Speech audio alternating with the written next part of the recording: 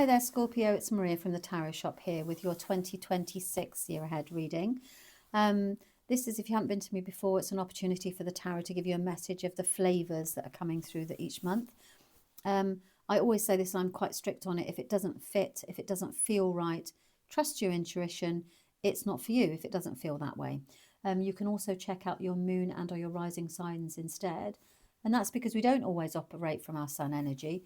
Sometimes we're something's going on within our natal chart. That means we're more in tune with our moon or our ascendant. Okay, so if you haven't been to me before, then we've covered that. Also, I'm going to attach a PDF of the main transits this year because it's a big year. It's a really big year. I've just put 4 on there, but it's enough to keep you going. And it's around the fact that we've got Pluto in Aquarius, so now is about us. The whole collective, if you like, really, is that we are moving away from anything that restricts or binds us. It's about freedom, power to the people, all that sort of thing.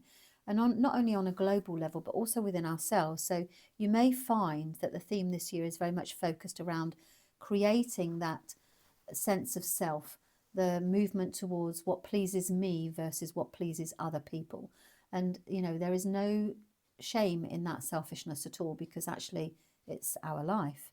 So you will find that you'll move away from things that bind you and tie you, that don't really serve you, you know. So it's about heading towards that which makes us happy, and that's on. So that's attached. I also have a buy me a coffee page. If you would like to buy me a cup of coffee, even though I actually drink tea, I will happily receive that. It's not required. Okay, right, so Scorpio, let's see.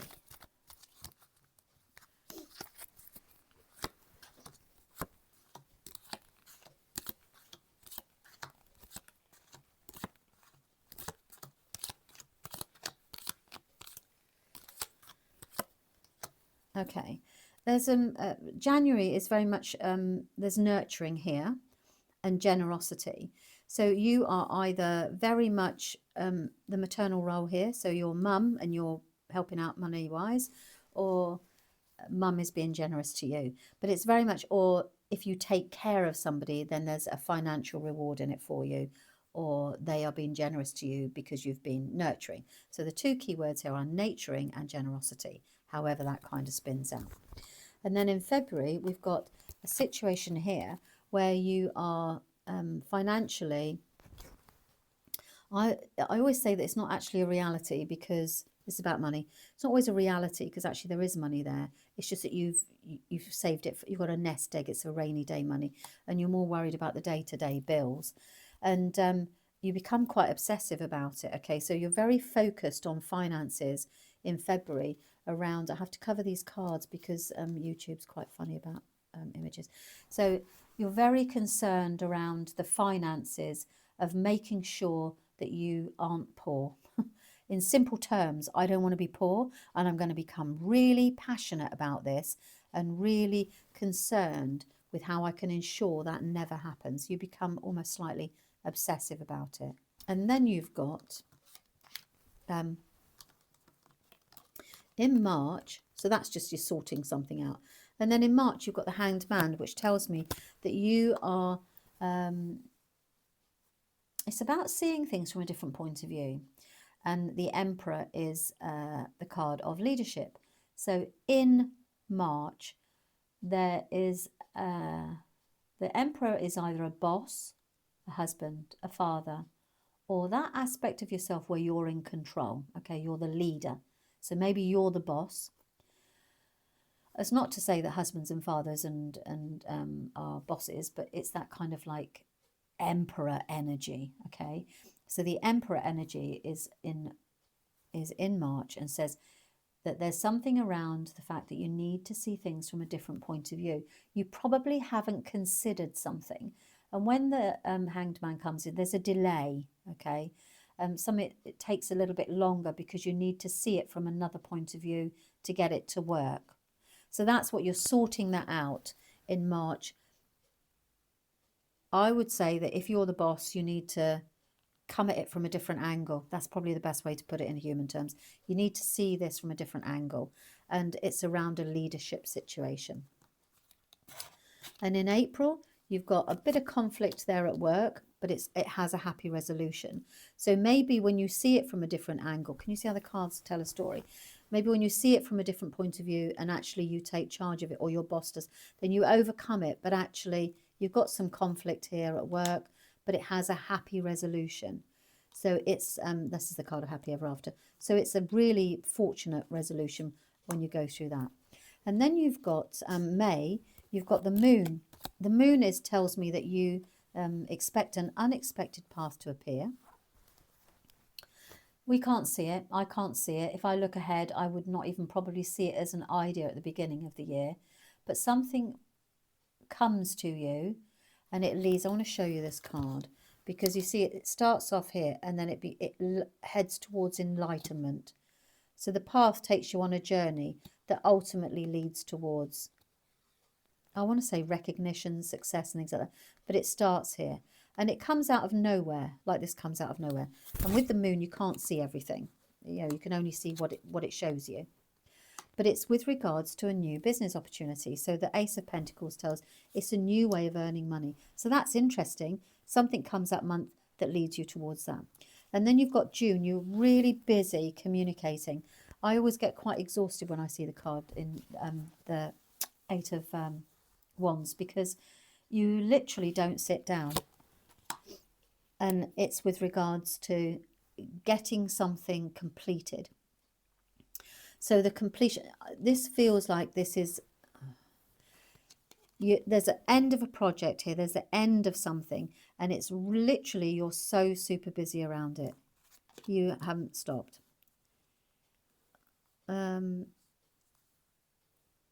You've got then in July, another major arcana. So it ends and then something new begins. So you've got the Magician says, I want you to have faith that you can, it's a manifestation card, okay? The Magician is an expert, very skilled at what he does, and actually says, I'm just going to take this idea. It's a card of creativity. So you're creating a future for yourself here that provides you with more emotional happiness. I think, are we thinking change of job here, maybe? Okay, and then maybe going it alone here. And then in August, like starting, oh, look, and then in August, you've got this lovely self-made woman. So maybe there's a payout or something, and then it allows you to create your own business. Or you see, you begin the year worried about money, and you can see our money's growing, growing, growing. And then in August, you've got this, I love this card myself because it's a self-made man, self-made woman. And actually, the money is there that allows you to create like a nest egg. So there's money there that allows you to preserve it. When you get that in August, then that card would say to you, you're very focused on, again, hanging on to it. Temperance is, so you won't want to be splashing out on a great big holiday. Not with, you'll be like, no, no, no, we need to make it work a little bit better. Empress is, you've got, not Empress, in September, we've got the Temperance card, which tells me that you are getting the balance right. You're not overdoing it at work again. This is, maybe you're not ending it, but there's some sort of change here. Then there's balance here, and you are overcoming any obstacles. You've got a lovely home time here in October. There's changes at home. You're also being the boss at home, so you're actually being very clear about what I want, what's going to work for me at home. If this is a maternal role, you see, then this is about, this is what works for me now. I'm sorting all this out, and I'm now true to myself. You know, I'm going to be true for myself at home. Or you can be working from home and speaking your mind. That doesn't make any sense, but it does. You know what I mean? Like you'll be running your own business from home. Something at home features really busy a lot here in October. And in November, you're the Hierophant, so we're giving and receiving acknowledge. You could be training. You could become home-based and then you're teaching. The Hierophant here is bringing the Tower. So the giving and receiving of knowledge, you're either going to take a course or study, but it's going to cause a little bit of chaos here. I wonder if you're saving for it here because you know that there's a financial cost to this. Yeah, maybe you're taking a course, or something at work means that you're going to have to study, but financially you want to invest in it. Maybe you're saving up for it. Anyway, so you end the year with money. So this is very much a money year. Can you see that? This is about you making sure that you've got the money for this at the end of the year, this investment in yourself. And then you've got at the page at the end, it says, right, an opportunity for you to take care of your money is going to come again at the end of December for a brand new life, a new beginning. So I feel that you're moving towards this place of a new life. And this is a new life work-wise. You know, how you earn your money, what you do on a daily basis, how you make your daily bread. Really exciting year. You're very cautious, which makes sense. Leading towards this culmination here. Maybe we're going home based. Okay, right. So also now I'm going to take an oracle card. This is a brand new deck. I can't fit it on. You can't see me shoveling because I'm too close to the camera.